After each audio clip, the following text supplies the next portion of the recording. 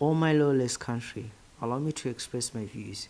O my beloved country, South Africa, this country is lawless.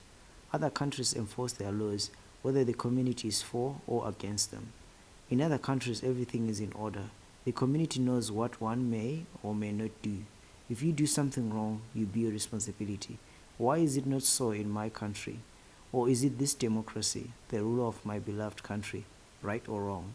Abortion is legalized, gay marriage is legalized, children are allowed to lay charges against their parents, men no longer rule over their families. What is up with this beautiful country of mine? It is getting totally out of God's hand. Please God help South Africa. This letter by Themkosi Kamtwana points out at the challenges faced by South African masculinity. My name is Brighton Matambo. I'm looking at this project from the external perspective into the South African masculinity and Xhosa cultural practices. South African masculinity is lost. It is like a troop in the middle of a jungle without a map. This project by Brighton Matambo is called Cartographies of Masculinity, Pathway to Redemption. In tracing the journey traveled by masculinity, this project starts at the very beginning, where the idea of masculinity resides. Masculinity is a pattern of cultural practices by which men are defined by the society. Masculinities are attached to culture, time, and place. Rowan Colnell, an Australian sociologist, in a book Masculinities, states that the expansion of imperialism was shaped and also helped shape the formation of masculinity. Indigenous Peoples and Boarding Schools, a comparative study, a book by Andrea Smith, reveals how the concept of boarding schools along Christian mission was aimed at Christianizing the indigenous people.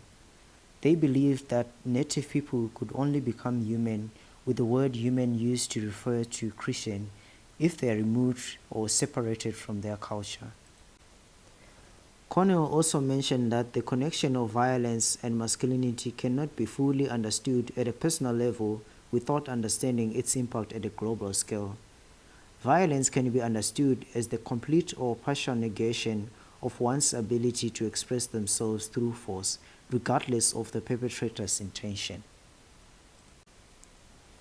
Colonization introduced boys' boarding schools to train boys to take over the system of colonization and maintain that system. This project looks at SACS High School, the oldest school in South Africa, as a site that produces hegemonic masculinity. According to Cornell, hegemonic masculinity is the domination of the widely acceptable form of masculinity over other masculinities, women, and children. To further cement the idea of colonization, the Afrikaner people in the book Education for Barbarism by Isaac Tabata introduced Christian National Education Policy. The Christian National Education Policy was meant to train white people into higher positions in whatever field they found themselves. The formation of Christian National Education Policy was based on the belief that Afrikaner people were God's chosen people, or Israelites, who undertook a great trek, which to them was a second Exodus. They had Kruger as their Moses, who ruled over them with the Bible, and South Africa was their promised land. The instruction given was to go into a foreign land, conquer, rule, and dominate the local people. This project proposes a men's sanctuary with an aim to produce a democratic masculinity, described by Michael Calmel in his article Democratic Manhood. The project looks at a sanctuary that was given to the Israelites in the wilderness as a container of salvation, a redemption plan meant to save God's people from the bondage of sin. Men's sanctuary is a place of refuge, a safe place for masculinity. It is also a redemption plan for masculinity meant to reflect what it means to be a man. The sanctuary has got three main spaces: the refuge area, the retreat area, and the assembly area.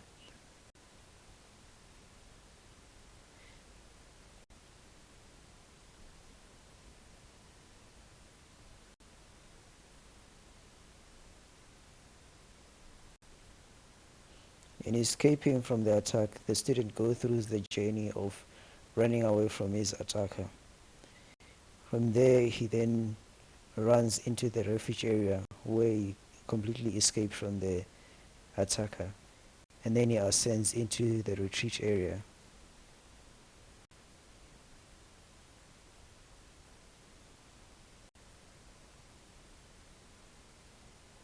In the retreat area, he engaged with rituals such as eye-gazing rituals in the eye-gaze booth.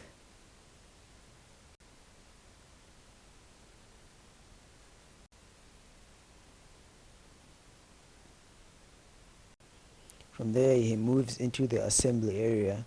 The first point of contact in the assembly area is the assembly booth, where he engaged in the making process with another student on the other end of the assembly booth.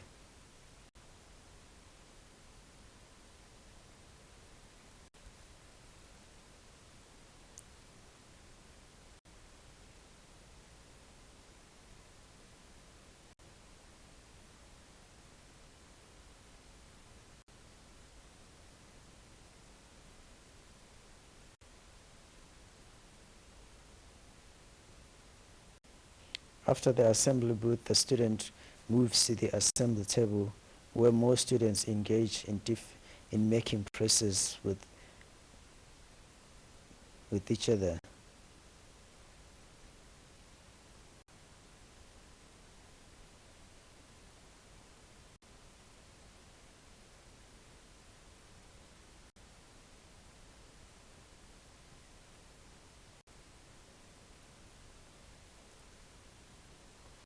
From the assembly booth, the student descends down through the refuge closet and check if the attackers are still around, and then thereafter, if the attackers are gone, then they go back into their hostel. Architecture informs human behavior in space. Through its rigid nature, it renders culture static. Architecture should transform itself to reflect cultural changes that takes place over time. Thank you.